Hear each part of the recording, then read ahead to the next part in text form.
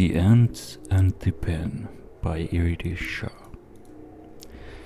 One day a lone ant strayed across a piece of paper and saw a pen writing in fine black strokes. "This remarkable thing with a life of its own," cried the ant, "making squiggles on this beautiful surface to such an extent and with such an area that it's equal to the efforts of all the ants in the world, and the squiggles that it makes. These remember ants, and not just one ant, but millions of ants all running together." And the little ant was so excited that he rushed off to spread the news, passing on his ideas to the first ant that he saw.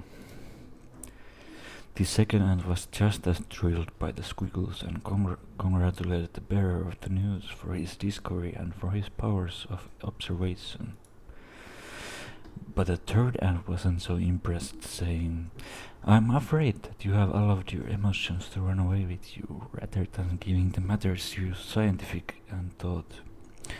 Luckily, now that you've drawn my attention to all these squiggles, I have also been studying the strange object that is making them, and thorough, assiduous scientific ant-based research, I can conclude that the pen is not working alone. Didn't you notice that the pen is actually attached to and surrounded by all sorts of other things?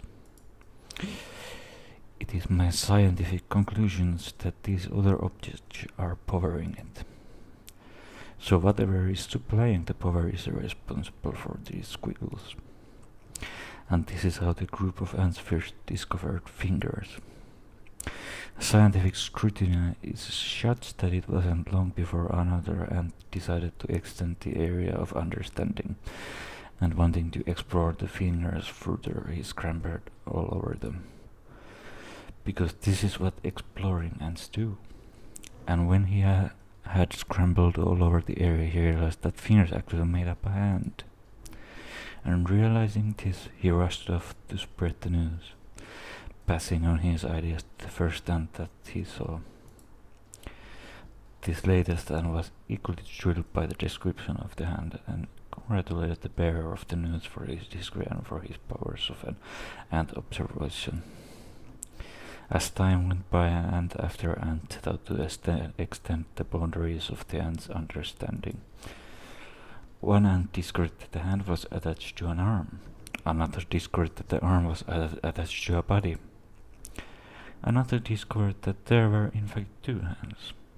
The ants even discovered that there were feet as well as hands, but that these feet didn't do any writing. As their investigation progressed, the ants came to know all there was to know of the mechanics of writing.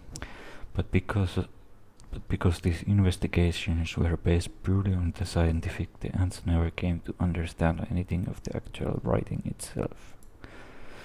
So after all this time, if you were to ask an ant to read a word, or what message a squiggle is attempting to communicate, it would simply look at you blankly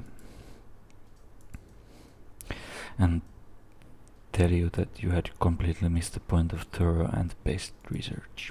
The end.